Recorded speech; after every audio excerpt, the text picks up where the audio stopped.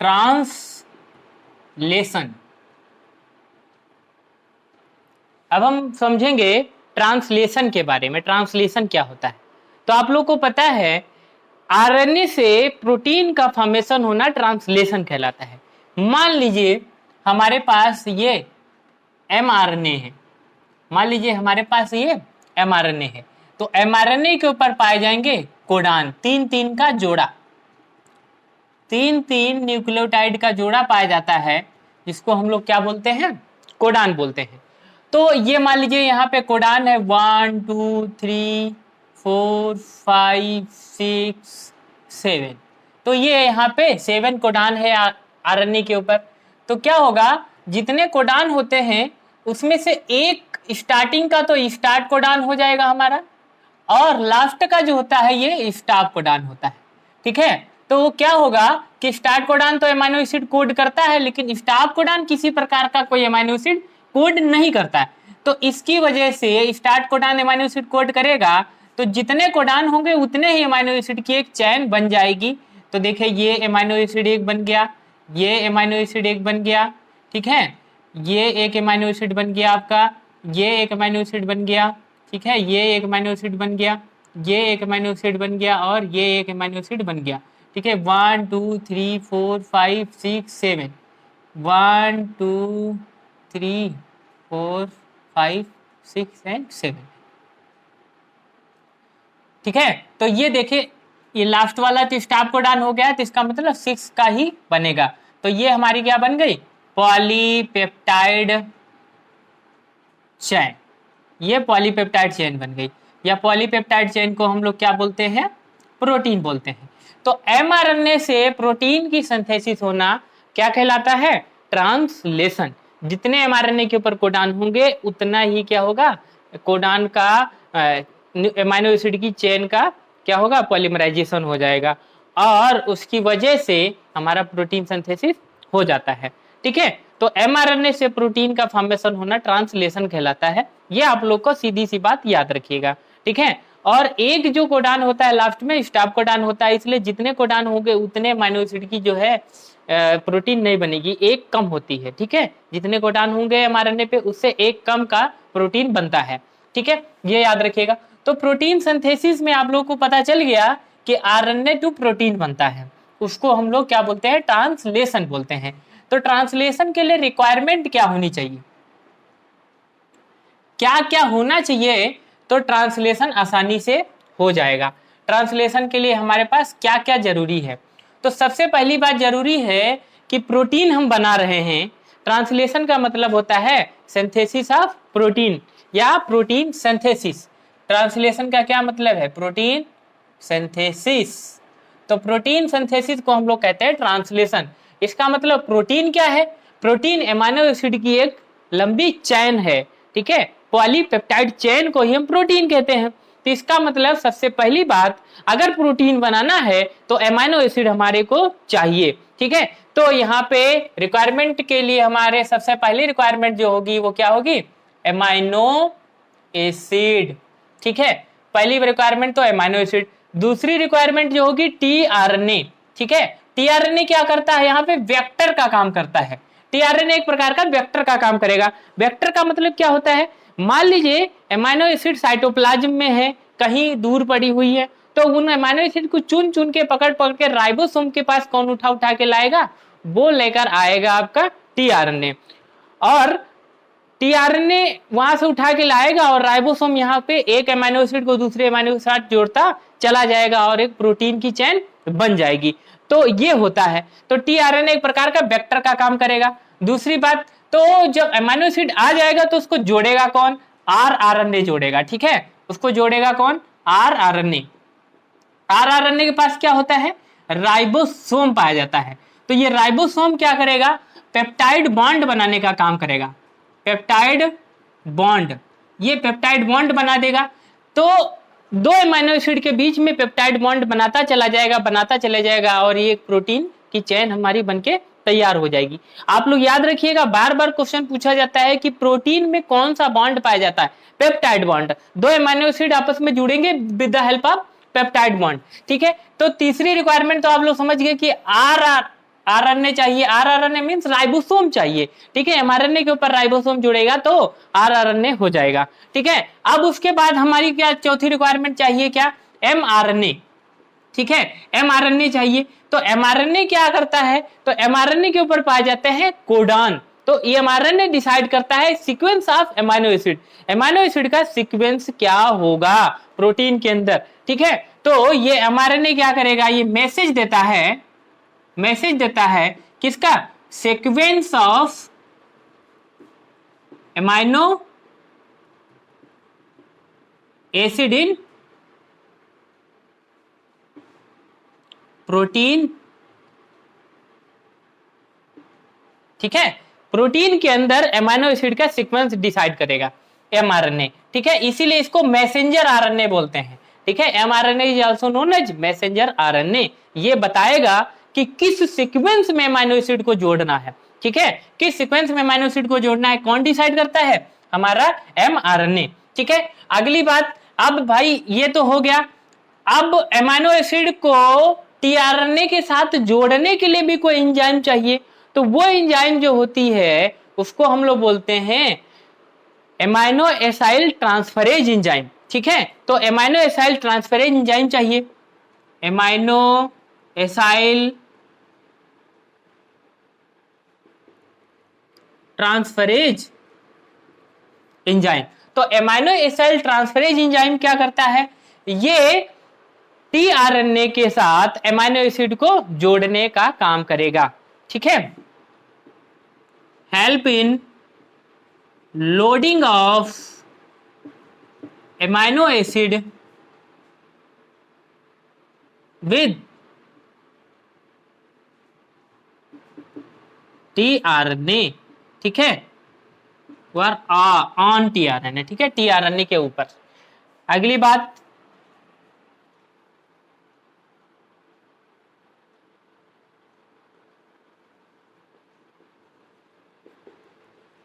Peptide transferase enzyme, ये भी एक प्रकार का एंजाइम है। ये क्या करेगा, पेप्टाइड ट्रांसफरेज एंजाइम ये क्या करेगा, पेप्टाइड बॉन्ड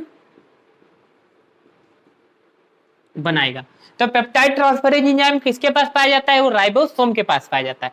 इसलिए हमने यहाँ पे भी दिखा है पेप्टाइड बॉन्ड और यहाँ पे भी, मतलब इस एंजाइम की मदद से राइबोसोम क्या करेगा, पेप्टाइड बॉन्ड बनाएगा प्रोटीन के स्ट्रक्चर में, ठीक है। तो ये आप लोग याद रखिएगा। कुछ मिनरल्स भी पाए जाते हैं, वो भी चाहिए, ठीक है। मैग्नीशियम सबको पता है, कैल्शियम, ठीक है, पोटेशियम और अमोनिया, ये मिनरल्स चाहिए होते हैं प्रोटीन सिंथेसिस के लिए। आप लोगों को पता है कि जो मैग्नीशियम है इसका कंसंट्रेशन बढ़ेगा तो राइबोसोम आपस में जुड़ जाता है, ठीक है, और इसका कंसंट्रेशन घटता है तो राइबोसोम खुल जाता है। तो राइबोसोम की ओपनिंग एंड क्लोजिंग, राइबोसोम मान लीजिए 70s राइबोसोम है तो उसकी दो सब यूनिट होती, एक 50s होगी, एक 30s होगी। तो 50 और 30s दोनों आपस में जुड़ेंगी कब, जब मैग्नीशियम का कंसंट्रेशन बढ़ेगा, और जब मैग्नीशियम का कंसंट्रेशन घटेगा तो 50s और 30s दोनों आपस में क्या हो जाएंगी, वो ब्रेक हो जाएंगी, ठीक है। तो ये चीज होता है यहाँ पे। अगली बात, ठीक है, तो ये इसमें कुछ मिनरल्स है आप लोग याद रखिएगा, ये जरूरी भी है, ठीक है। मैग्नीशियम खासकर बहुत ज्यादा इंपॉर्टेंट है, ठीक है। तो इतनी चीजें हमको चाहिए, और इसके अलावा हमको एनर्जी भी तो चाहिए ना। एनर्जी के बिना जो होगा, मान लीजिए कि टीआरएनए वहां से उठा के अमीनो एसिड को ला रहा है, लेकिन जब तक उसको एनर्जी नहीं मिलेगी तो वो लाएगा ही नहीं, कहेगा हम फ्री में क्यों काम करें, ठीक है। तो यहाँ पे एनर्जी चाहिए, तो एनर्जी के लिए यहाँ पे दो चीजें काम करती है, एक एटीपी काम करता है और जीटीपी काम करता है, ठीक है। एटीपी और जीटीपी आप लोग को पता है ना, एडिनोसिन ट्राइफॉस्फेट और गुआनोसिन ट्राइफॉस्फेट, ये दो जो है एनर्जी सोर्स है यहाँ पे। अगला बात, कुछ फैक्टर भी काम करते हैं, फैक्टर्स। तो फैक्टर्स में कौन कौन से फैक्टर हैं देखो, ठीक है। 3 प्रकार के फैक्टर होते हैं, इनिशिएशन फैक्टर, इनिशिएशन फैक्टर। तो इनिशिएशन फैक्टर में कौन कौन सा फैक्टर होगा, इनिशिएशन फैक्टर 6, 5, स्टार्टिंग से लिखिए, इनिशिएशन फैक्टर 1, 2, 3, 5 एंड 6, ठीक है, फोर्थ को हटा दीजिए, बाकी 1 से 6 तक आप गिनती याद रख लीजिएगा। ठीक है, इलोंगेशन फैक्टर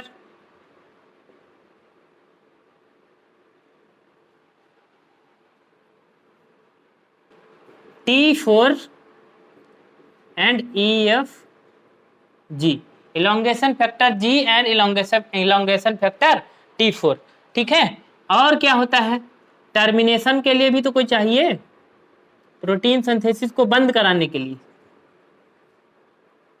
ठीक है, तो वहां पे आ जाएगा आपका क्लीवेज फैक्टर 1, 2 एंड 3।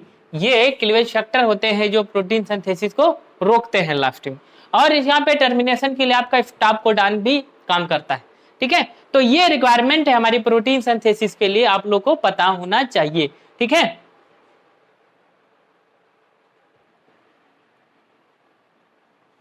अब कुछ प्रोसेस के बारे में बात कर लेते हैं। प्रोसेस कौन कौन सा यहाँ पे चलता है। तो सबसे पहला जो प्रोसेस है ट्रांसलेशन के दौरान, पहला जो प्रोसेस होगा उसको हम लोग बोलते हैं activation of amino acid.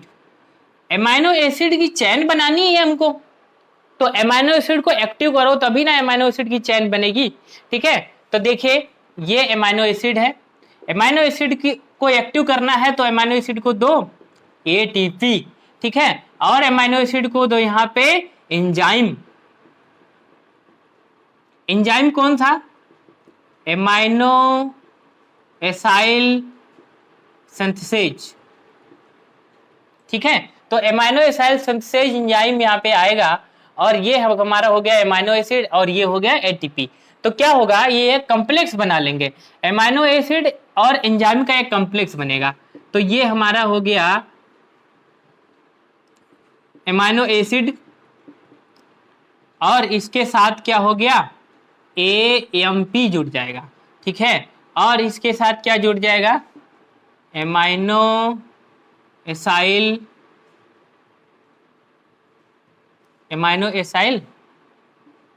सिंथेसेज complex बनके तैयार हो जाएगा। ठीक है, ये एक कॉम्प्लेक्स बन गया हमारा, और प्लस में क्या और बनेगा यहाँ पे, पायरोफॉस्फेट। ठीक है, ये पायरोफॉस्फेट मिल गया, पायरोफॉस्फेट। ठीक है, तो देखिए हुआ क्या कि ये एमाइनो एसिड जो था ये एंजाइम को यूज कर लिया, तो यहाँ पे देखो एंजाइम को 2 पायरोफॉस्फेट बाहर निकल गए। ठीक है, जब ये ATP ब्रेक हुआ होगा तो 2 फास्फेट बाहर चले गए, तब इसको एनर्जी मिला। ठीक है, तो यहाँ पे ये बन गया AMP, जो एडेनोसिन मोनोफॉस्फेट, ट्राईफॉस्फेट था ना, 2 फास्फेट बाहर निकल गए। ठीक है, तो यहाँ पे ये बचा एडेनोसिन मोनोफॉस्फेट। ठीक है, तो ये एक कॉम्प्लेक्स बन जाता है। ठीक है, तो इसको हम लोग बोलते हैं एक्टिवेटेड एमाइनो एसिड। ये एक्टिवेटेड एमाइनो एसिड हो गया, और यहाँ पे जो एमाइनो एसिड था ये इनएक्टिव एमाइनो एसिड था, ये इनएक्टिव स्टेज में था, वो एक्टिव स्टेज में। तो इसको हम लोग बोलेंगे एक्टिवेशन ऑफ एमाइनो एसिड, मतलब एमाइनो एसिड के साथ एंजाइम का जुड़ना, और इन एमाइनो एसिड का एंजाइम के जुड़ने के दौरान ATP का यूज करना, ये क्या हो जाएगा, एक्टिवेशन ऑफ एमाइनो एसिड। ठीक है, एमाइनो एसिड को एक्टिव हो गया बाई, उसके बाद क्या होगा, tRNA के साथ जुड़ना है। ठीक है, तो अब क्या हो जाएगा, लोडिंग ऑफ tRNA की लोडिंग होगा। ठीक है, या आप ये बोल दीजिए चार्जिंग ऑफ tRNA। ठीक है, चार्जिंग ऑफ tRNA भी बोल सकते हैं। ठीक है, और या आप इसको ये भी बोल सकते हैं एमाइनो एसाइलेशन ऑफ tRNA। ठीक है, एमाइनो एसाइलेशन ऑफ tRNA। ठीक है, देखिए इसको क्या बोलेंगे, loading of tRNA, charging of tRNA, या एमाइनो एसाइलेशन ऑफ tRNA। देखिए यहाँ पे क्या हो रहा है, जो वो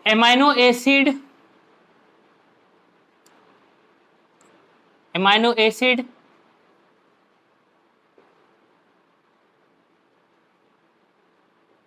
एंजाइम एएमपी कॉम्प्लेक्स बना हुआ था, ठीक है। ये क्या करेगा, टीआरएनए के साथ जुड़ेगा, ठीक है। तो ये जब टीआरएनए के साथ जुड़ेगा तो वहां पे क्या हो जाएगा, ये टीआरएनए के ऊपर लोड हो जाएगा, ठीक है। तो एमाइनो एसिड प्लस टीआरएनए, ये एमाइनो एसिड टीआरएनए के साथ जुड़ गया। ये कुछ यहाँ पे इस प्रकार का दृश्य दिखेगा आपको, ये यहाँ पे एमाइनो एसिड जुड़ जाएगा, ठीक है। तो ये क्या हुआ, ऐसा जब बन जाता है तो उसको हम लोग बोलते हैं एमाइनो एसाइलेशन ऑफ टीआरएनए। ये एंजाइम को पूरी तरह यूज कर लेगा, एंजाइम यहाँ पे जो होगा डिसोसिएट हो जाएगा और यहाँ पे जो एनर्जी थी वो भी खत्म हो जाएगी पूरी तरह से। तो ये एमाइनो एसिड प्लस टीआरएनए यहाँ पे लास्ट में बचता है, इसको हम लोग बोलते हैं लोडिंग ऑफ टीआरएनए। अब ये एमाइनो एसिड को क्या करेगा, टीआरएनए लेकर भागेगा राइबोसोम के पास और उसको राइबोसोम को दे देगा, जाके कहेगा लो इसकी जो है पॉलीमराइजेशन करो, प्रोटीन बना दो, ठीक है। तो यही होता है। तो अगर आपसे क्वेश्चन पूछा जाएगा, इससे क्वेश्चन पूछा ही जाता है बार बार, ये सबसे हॉट टॉपिक है इसमें का, प्रोटीन सिंथेसिस में सबसे ज्यादा पूछा जाने वाला टॉपिक जो है ये प्रोसेस क्या है। तो सबसे पहला क्या है, एमाइनो एसिड को एक्टिव करो, तो एक्टिव करने के लिए एंजाइम चाहिए और प्लस एटीपी चाहिए। तो एटीपी और एंजाइम यूज करता है, ठीक है। तो enzyme AMP amino acid complex बन जाता है, तो उसको हम एक्टिवेटेड एमाइनो एसिड बोलते हैं।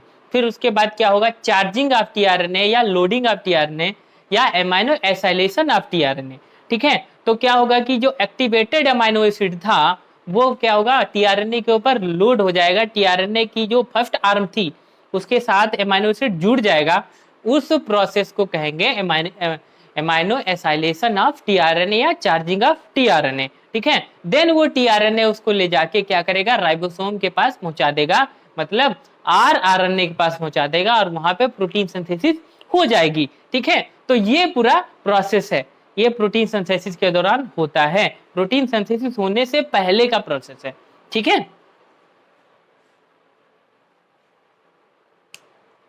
स्टेप्स ऑफ ट्रांसलेशन के बारे में बात करेंगे कि ट्रांसलेशन के दौरान कितने स्टेप में ट्रांसलेशन होता है। तो वही आप लोग को पता है 3 स्टेप्स में होगा, इनिशिएशन,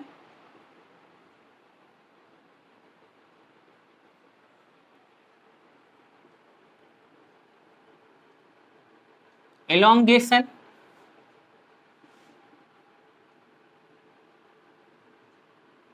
टर्मिनेशन। 3 स्टेप में हमारा ट्रांसलेशन होता है। तो देखिए इनिशिएशन के दौरान क्या होता है कि जैसे मान लीजिए ये एमआरएनए, ठीक है। तो ये एमआरएनए के पास क्या होंगे, कोडान होंगे, ठीक है। एमआरएनए के पास कोडान होंगे। तो ये जो पहला वाला कोडान होगा वो क्या होगा, AUG होगा। AUG मतलब AUG क्या होता है, स्टार्ट कोडान होता है। तो यहाँ पे क्या होगा, ये जहां पे AUG है यहाँ पे राइबोसोम आके जुड़ जाएगा, ठीक है। तो इनिशिएशन के दौरान क्या होता है, राइबोसोम जुड़ता है एमआरएनए के साथ, ठीक है। और वहां जहां स्टार्ट कोडान है वहां से इनिशिएशन के दौरान क्या होता है, प्रोटीन सिंथेसिस स्टार्ट हो जाती है। एलोंगेशन के दौरान क्या होगा, ये राइबोसोम जो यहाँ पे जुड़ा है, ठीक है, ये राइबोसोम जो यहाँ पे जुड़ा है ये क्या करेगा, जो यहाँ इसके ऊपर कोडान है, ठीक है, ये जो यहाँ पे कोडान है ये एमआरएनए के ऊपर, ठीक है, एमआरएनए के ऊपर जो कोडान है, तो ये एलोंगेशन के दौरान क्या होता है, ये प्रोटीन सिंथेसिस चालू हो रही होती है, ठीक है। तो ये यहाँ पे क्या होगा, एमाइनो एसिड की एक चैन बन के तैयार हो रही है, ये देखिए। तो ये देखो यहाँ पे पहले राइबोसोम था, अब यहाँ पे पहुंच गया, तो जैसे जैसे आगे जाएगा वैसे वैसे ये एमाइनो एसिड की चैन बनाता हुआ जाएगा, ठीक है। तो यहाँ पे चैन बनना स्टार्ट हुई थी, यहाँ पे चैन बन रही है, और टर्मिनेशन के दौरान क्या होता है, टर्मिनेशन के दौरान क्या होता है, ये जो राइबोसोम है, ठीक है, टर्मिनेशन के दौरान ये हमारा एमआरएनए हो गया, मान लीजिए ये हमारा एमआरएनए हो गया। तो टर्मिनेशन के दौरान क्या होगा, टर्मिनेशन के दौरान क्या होता है, UAA, UAG, UGA, ये क्या है, ये स्टॉप कोडान है। तो ये स्टॉप कोडान आगे आ जाते हैं राइबोसोम के, तो कहते हैं अब आगे हम नहीं जाने देंगे। ठीक है, तो टर्मिनेशन के दौरान क्या होता है, एक एमाइनो एसिड की जो चेन बनी हुई होती है, ठीक है, जो एमाइनो एसिड की चेन बनी हुई होती है वो उतनी ही स्टॉप हो जाती है। ठीक है, और आगे प्रोटीन सिंथेसिस नहीं होता। ठीक है, तो यहाँ पे क्या होगा, प्रोटीन सिंथेसिस स्टॉप हो जाएगा। तो आप समझिए इनिशिएशन के दौरान क्या होगा कि राइबोसोम आके एमआरएनए के साथ जुड़ेगा। एलोंगेशन के दौरान क्या होता है, एमाइनो एसिड की एक चेन बन रही हुई होती है, पॉलीमराइजेशन ऑफ एमाइनो एसिड होगा, और टर्मिनेशन के दौरान क्या होगा, प्रोटीन सिंथेसिस स्टॉप हो जाएगा। ठीक है, तो ये चीज होता है। तो इनिशिएशन कहाँ से स्टार्ट होगा, जो आपका स्टार्ट कोडान होता है, और टर्मिनेशन कहाँ पे होगा, जो आपका स्टॉप कोडान होते हैं 3। ठीक है, तो वो वहां पे जब स्टॉप कोडान आ जाएंगे तो टर्मिनेशन हो जाता है। ठीक है, तो ये 3 स्टॉप कोडान है, तीनों में से कोई भी हो सकता है यहाँ पे। ठीक है, तो अब आपके सबसे मन में कंफ्यूजन होगी, ये जो है अमीनो एसिड आ कहाँ से रहे। तो हमने क्या बताया था, इनिशिएशन के दौरान और इससे पहले, इस प्रोसेस के पहले क्या होता है, टीआरएनए की लोडिंग होती है, अमीनो एसिड की लोडिंग होती है। तो इसमें होता क्या है कि जो टीआरएनए है, जो आपका टीआरएनए है, मान लीजिए यहाँ पे हम बना दिए, ठीक है, ये यहाँ पे हमने टीआरएनए बनाया। ठीक है, तो ये टीआरएनए के पास क्या होगा, एमाइनो एसिड होगा। ठीक है, टीआरएनए के पास एमाइनो एसिड होगा। ये टीआरएनए यहाँ पे एमाइनो एसिड लेकर आता है, और टीआरएनए यहाँ पे एमाइनो एसिड लेकर आएगा, और यहाँ पे एमाइनो एसिड देकर, ठीक है, यहाँ पे एमाइनो एसिड देकर, ये एमाइनो एसिड यहाँ पे देकर, और फिर क्या हो जाएगा, ये बाहर चला जाएगा टीआरएनए। ठीक है, टीआरएनए यहाँ पे बाहर चला जाएगा। तो क्या होता है कि टीआरएनए आता है, यहाँ पे एमाइनो एसिड देता है और फिर चला जाता है। तो इसमें भी यही हो रहा होगा, यहाँ पे टीआरएनए आया होगा। ठीक है, इधर से मान लीजिए टीआरएनए आया, ये टीआरएनए आया एमाइनो एसिड को लेके। ठीक है, टीआरएनए के साथ अभी क्या है, ये एमाइनो एसिड है, और टीआरएनए इसके अंदर गया, एमाइनो एसिड यहाँ पे छोड़ा, और इसके बाद ये टीआरएनए बाहर। ठीक है, तो टीआरएनए का यही काम होता है, एक साइड से टीआरएनए क्या करता है, एमाइनो एसिड को लाता है, राइबोसोम को देता है, और उधर खाली अकेला चला जाता है। तो ये यहाँ पे प्रोसेस चल रहा होता है। इसकी वजह से देखो ये इतने एमाइनो एसिड यहाँ पे जुड़े हैं, चैन बनी है, ये सभी एमाइनो एसिड को टीआरएनए ला के यहाँ पे राइबोसोम को देता गया है। ठीक है, तो ये टीआरएनए एमाइनो एसिड के साथ आएगा, एमाइनो एसिड को यहाँ छोड़ेगा, अकेला चला जाएगा। ठीक है, तो ये होता है एलोंगेशन के दौरान। तो इनिशिएशन में क्या होगा, सबसे पहले राइबोसोम ब्रेक होता है। ठीक है, सबसे पहले राइबोसोम ब्रेक होगा। तो मान लीजिए ये राइबोसोम है हमारा, ये राइबोसोम है। ठीक है, तो ये राइबोसोम की जो मान लीजिए 70s राइबोसोम है। ठीक है, तो ये 70s राइबोसोम है, तो इनिशिएशन फैक्टर 6 पहले आएगा, और इनिशिएशन फैक्टर 6 जो है ये राइबोसोम की बड़ी यूनिट और स्मॉल यूनिट दोनों को अलग अलग कर देगा। ठीक है, ब्रेक करने का काम करता है। तो यहाँ पे क्या हुआ, डिसोसिएशन होता है। पहला काम तो इनिशिएशन के दौरान होगा, डिसोसिएशन ऑफ राइबोसोम, राइबोसोम का डिसोसिएशन होगा। फिर ये क्या होगा, राइबोसोम जाके एमआरएनए के साथ जुड़ेगा। ठीक है, तो एमआरएनए के साथ राइबोसोम आके यहाँ पे जुड़ गया। तो यहाँ पे जोड़ने में जो होंगे, ये 3 फैक्टर काम करते हैं राइबोसोम के साथ जुड़ने में। Initiation factor first, second and third. ठीक है, तो यहाँ पे initiation factor first, second and third काम करेंगे। और यहाँ पे जो ये जुड़ा हुआ है, ये स्मॉल सब यूनिट जुड़ी हुई है। तो ये क्या है, मान लीजिए ये 30s और ये 50s है यूनिट राइबोसोम की, तो यहाँ ये 30s जुड़ी हुई होगी। ठीक है, तो ये जब यहाँ पे बनता है तो यहाँ पे क्या बनेगा, 30s rRNA कॉम्प्लेक्स बनता है। ठीक है, और उसके बाद जो अगला वाला बनेगा वो 50s भी उसके साथ जुड़ जाएगा। ठीक है, तो अब अगला जो बनेगा वो कुछ इस प्रकार से बनेगा, 70s rRNA कॉम्प्लेक्स बनेगा, 70s rRNA कॉम्प्लेक्स बनेगा, ये इस प्रकार से। ठीक है, तो ये 70s राइबोसोम यहाँ पे आके जुड़ गया। तो सबसे पहले क्या हुआ, राइबोसोम टूटा, फिर 30s राइबोसोम एमआरएनए के साथ जुड़ा, और फिर 50s भी जुड़ गया तो दोनों मिलके क्या होंगे, एक 70s राइबोसोम कॉम्प्लेक्स बना लेंगे। तो इनिशिएशन के दौरान क्या होता है, राइबोसोम का ब्रेक होना, राइबोसोम का ब्रेक होने के बाद राइबोसोम एमआरएनए के साथ जुड़ेगा, एमआरएनए के साथ दोनों यूनिट, पहले इस छोटी वाली यूनिट जुड़ेगी तो 30s कॉम्प्लेक्स बनेगा, फिर बड़ी वाली भी यूनिट जुड़ जाएगी तो 50s कॉम्प्लेक्स और 30s कॉम्प्लेक्स दोनों जुड़ के 70s कॉम्प्लेक्स बना लेंगे। ठीक है, तो ये हमको याद रखना है। एलोंगेशन के दौरान क्या होता है, एलोंगेशन के दौरान क्या होता है, टीआरएनए लाएगा इसको और एमाइनो एसिड देके उधर चला जाएगा। ठीक है, तो एलोंगेशन के दौरान क्या होगा, टीआरएनए जो होगा bind with A site of ribosome. ठीक है, टीआरएनए जो होता है आप लोगों को पता है ना टीआरएनए, तो टीआरएनए की अगर हम यहाँ पे बनाते हैं टीआरएनए को, तो टीआरएनए को अगर यहाँ पे बनाते हैं, इसके पहले स्ट्रक्चर हमने देखा था, तो ये फर्स्ट साइड थी, ये सेकेंड साइड थी, ये थर्ड साइड थी और ये यहाँ पे फोर्थ साइड। तो यही वाली जो साइड है ये राइबोसोम के साथ जुड़ती है। ठीक है, तो ये जो साइड होगी राइबोसोम के साथ जुड़ेगी, तो यही यहाँ पे बताया जा रहा है। ठीक है, तो सबसे पहले ये वाली साइड जो है राइबोसोम के साथ जुड़ेगी और इसके अंदर राइबोसोम के अंदर घुस जाएगी और राइबोसोम के अंदर घुसने के बाद वहां पे एमाइनो एसिड छोड़ेगी और फिर बाहर चली जाएगी। ठीक है, इसका मतलब यहाँ पे क्या हो रहा है, पॉलीमराइजेशन ऑफ एमाइनो एसिड। ठीक है, एमाइनो एसिड का पॉलीमराइजेशन हो रहा है, या आप ये बोल दीजिए सीधी सीधी भाषा में प्रोटीन सिंथेसिस कंटिन्यू हो रहा है। ठीक है, तो प्रोटीन सिंथेसिस कंटिन्यू हो रहा है तो कैसे हो रहा होगा, ये राइबोसोम की जो लार्ज सब यूनिट होती है, ठीक है, तो उसके पास कहां पर क्या पाया जाएगा, पेप्टाइड ट्रांसफरेज एंजाइम। ठीक है, peptide transferase enzyme present on large subunit of ribosome, और ये क्या करेगी, पेप्टाइड बॉन्ड फॉर्मेशन करेगी। ठीक है, ये पेप्टाइड बॉन्ड बना देगी। अब देखिए टर्मिनेशन के दौरान क्या होता है, टर्मिनेशन के दौरान प्रोटीन सिंथेसिस जो है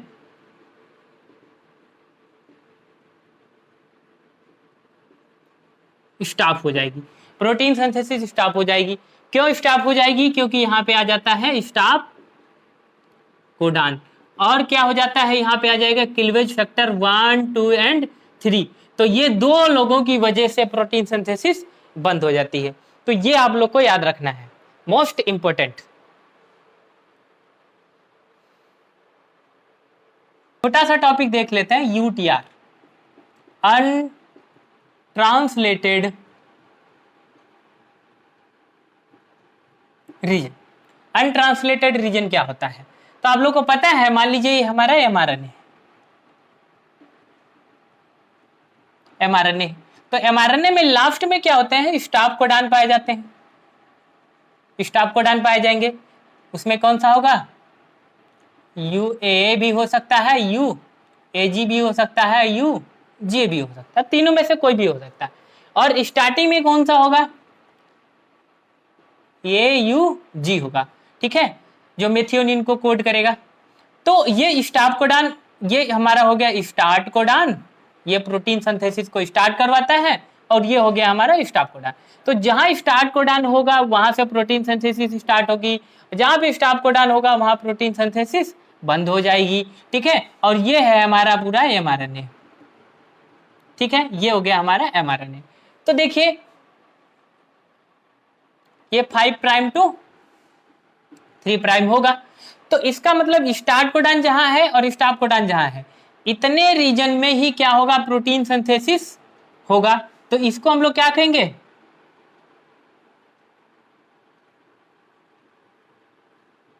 ट्रांसक्राइब्ड रीजन बोलेंगे। और ये वाला रीजन, जो रीजन है स्टार्ट कोडान से पहले वाला, ठीक है, और स्टॉप कोडान से बाद वाला, जे और जे। ठीक है, तो ये जो दोनों रीजन होगा इसको हम लोग बोलते हैं यूटीआर, अनट्रांसक्राइब्ड रीजन। ठीक है, मतलब ये कि स्टार्ट कोडान से पहले वाला ये वाला रीजन, ये, और स्टॉप कोडान के बाद वाला, ये वाला रीजन, ये दोनों रीजन आपका यूटीआर कहलाएगा। ठीक है, इसके ऊपर क्वेश्चन पूछा जा चुका है नीट में, इसकी वजह से बताना पड़ा, वरना हमारी कोई जरूरत नहीं थी। ठीक है,